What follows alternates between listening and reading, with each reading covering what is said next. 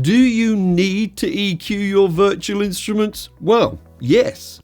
Probably. This video is sponsored by DistroKid. Follow the VIP link in the description down below to get 7% off an already amazing price to distribute your music to the world. If you're asking this question, then the reason why I said yes, probably, is going to be more important to you than the answer itself, because it reveals one of the extremely important roles of EQ in a mix. Now, before we get on to why I said yes, let's talk about why you may have thought the answer was no. The logic behind answering no to this question usually goes along the lines of, I've got this amazing sounding virtual instrument. It was recorded in a top-class studio by incredibly talented engineers using amazing microphones, EQs and compressors, etc. Why would I mess with that? Well, if that's your answer to this question, then I think you might be thinking of EQ as a kind of a really fancy tone control, like the tone controls you get on your car stereo or the tone controls even on your guitar amplifier. You adjust them to make things sound kind of nice or great. And assuming those talented engineers have already done that, why would you need to change it in any way? Well, the answer is those engineers were missing something super important. Context. All of the instruments in your mix will occupy certain frequency ranges. So for example, a bass guitar is likely going to be more dominant in the low frequencies, whereas a cymbal will be more dominant in the higher frequencies. Guitar and vocals will be in the mid frequencies most likely, and some instruments will occupy a really full frequency range. A good example of that would be an acoustic piano. So let's say you've got your really nice sounding virtual acoustic piano part and you played a wide range of notes from the low bass notes up to the tinkly high notes. Also in your mix, you've got a bass guitar and a kick drum as well. Now, all three of those instruments are competing for some of those low frequencies. And there's a couple of problems that can occur here. First of all, you can get this kind of mushiness or this lack of definition where nothing can be clearly heard in that frequency range. No instruments shine in any way. This is generally referred to as masking. The other thing that can happen is a build-up of frequencies in that area, and that can put your mix kind of out of balance. And by the way, this doesn't just happen with low frequencies, it can happen in any of the frequency ranges. So what you might want to do with your piano, for example, in this case, is kind of reduce some of those low frequencies to start to leave some space for that bass guitar and the kick drum. Now, the really interesting thing here is when you now listen to your piano in solo, it might not sound so good, but in the context of the mix, it's probably going to be just right.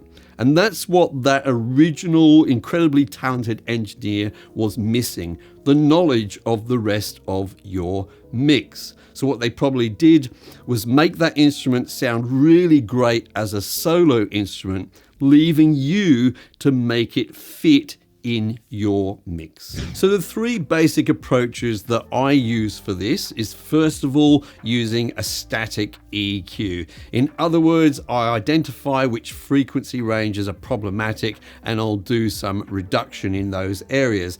And some EQs will even give you sort of visual tools to help you identify where we've got some masking between different instruments. Now that's useful when you've got a pretty consistent mix. But when you've got a mix where there's going to be a lot of changes, my second approach would be to also use automation. So let's say, for example, I've got a song where there's an acoustic guitar and a vocal at the beginning, but then in the first verse, the rest of the band comes in, including bass guitar, etc. In this case, I might want the acoustic guitar to use its full range, when it's isolated just with the vocal, and then I may want to remove some of the low frequencies once that bass guitar comes in. So I'll generally automate those EQ changes.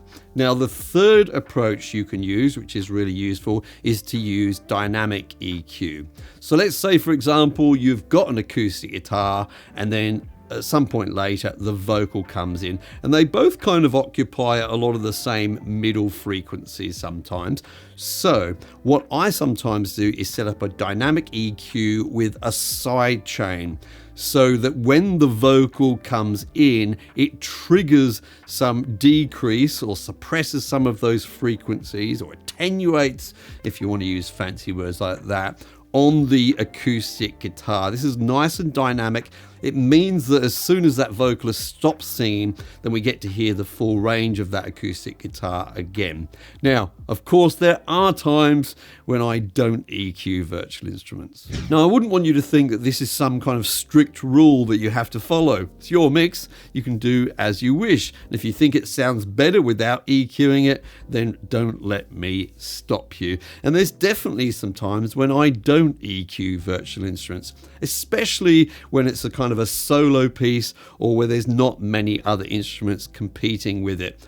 Oftentimes, those very talented engineers have got a great sound out of that instrument, and I'm usually pretty happy with it, or I just do some small tweaks. So you may be asking, what about other effects like compression, for example? Do I need to compress virtual instruments? Well, that's a great question. And by the way, if you've got any other great questions that you'd like me to answer in future videos, can you put them in the comments down below right away before you forget? I love trying to explain these things to you guys in a way that's hopefully really easy to understand.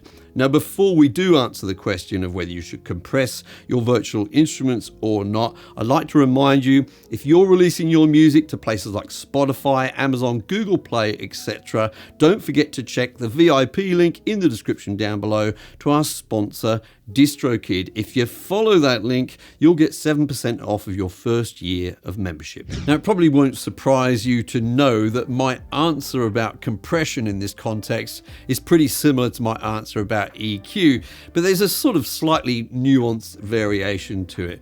Just like EQ, the people who created the virtual instrument had no knowledge of your actual mix. And to take it a bit further than that, they don't know what taste you have for that mix, what you're trying to achieve with it. So they may have used a certain kind of compression, for example, on a kick drum, and that may be a great starting point, but for your mix, you might want it to be a little more punchy or less punchy, for example. So yeah, I would say approach your mix on a needs basis. And this is where it's a little bit different from EQ, because I would probably more often be EQing virtual instruments than I would compressing them. Why? Because I never take compression as something that has to be done all the time. It's always on a needs basis. Sometimes some instruments just don't need to be compressed at all, and if I think they need to be, then that's when I'll use compression. So